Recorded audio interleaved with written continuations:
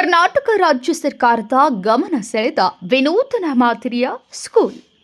ಶಿಕಾರಿಪುರ ತಾಲೂಕಿನ ಶಿರಾಳಕೊಪ್ಪ ಹೋಬಳಿಯಲ್ಲಿ 2017ರಲ್ಲಿ ಶ್ರೀ BS ಯಡಿಯೂರಪ್ಪನವರ BJP ಸರ್ಕಾರದ ಅವಧಿಯಲ್ಲಿ ಡಾಕ್ಟರ್ ಕರ್ಬಸಪ್ಪ ಎನ್ನವರ ನೇತೃತ್ವದಲ್ಲಿ ಖಾಸಗಿ ಬಿಲ್ಡಿಂಗ್ನಲ್ಲಿ ಪ್ರಾರಂಭವಾದ ಮೊರಾರ್ಜಿ ಮೈನಾರಿಟಿ ರೆಸಿಡೆನ್ಷಿಯಲ್ ಸ್ಕೂಲ್ 50 ಮಕ್ಕಳಿಂದ ಪ್ರಾರಂಭವಾದ ಶಾಲೆ ಇಂದು 250 ಮಕ್ಕಳು ಇರುವಂತಹ ದೊಡ್ಡ ಬೃಹತ್ ಶಾಲಾ ಸಂಸತ್ತಾಗಿ ನಿರ್ಮಾಣಗೊಂಡಿದೆ.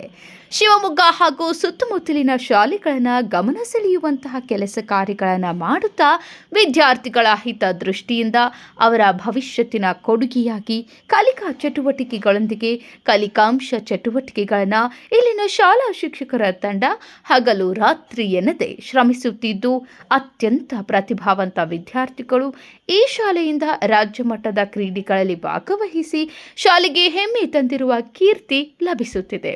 ಅಷ್ಟೇ ಅಲ್ಲದೆ ಡಾಕ್ಟರ್ ಕರ್ಬಸಪ್ಪ ಎನ್ನವರು ಶಾಲೆಯ ಸಂಪೂರ್ಣ ಜವಾಬ್ದಾರಿಯನ್ನು ಹೊತ್ತು ಶಾಲೆ ಪ್ರಾರಂಭವಾದಾಗಿನಿಂದಲೂ ಇಂದಿನವರೆಗೂ ಇಲ್ಲಿನ ಮಕ್ಕಳನ್ನು ತಮ್ಮ ಮಕ್ಕಳಂತೆ ಪೋಷಿಸುತ್ತಾ ಶಿಕ್ಷಣ ವೃಂದವನ್ನು ತನ್ನ ಕುಟುಂಬದಂತೆ ಕಾಣುತ್ತಾ ಮುನ್ನಡೆಸುತ್ತಿರುವುದು ಹೆಮ್ಮೆಯ ಸಂಗತಿ.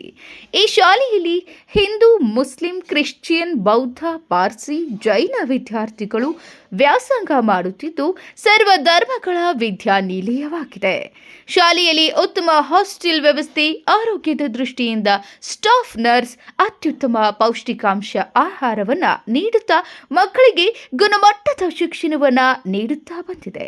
ಇಂದು ರಾಜ್ಯದ ಗಮನ ಸೆಳೆಯುವಂತಹ ಮಾದರಿ ಸ್ಕೂಲ್ ಆಗಿ ಪರಿವರ್ತನೆ ಹೊಂದುತ್ತಾ ವಿನೂತನ ಮಾದರಿಯಲ್ಲಿ ಉತ್ತರಾಣಿಹಳ್ಳಿಯಲ್ಲಿ ಚಿಕ್ಕ ಜಂಬೂರು ಗ್ರಾಮ ಪಂಚಾಯಿತಿ ವ್ಯಾಪ್ತಿಯ 7 ಎಕರೆ ಜಾಗದಲ್ಲಿ ಹೊಸ ಕಟ್ಟಡ ನಿರ್ಮಾಣವಾಗುತ್ತಿರುವುದು ಹೆಮ್ಮೆಯ ವಿಷಯ.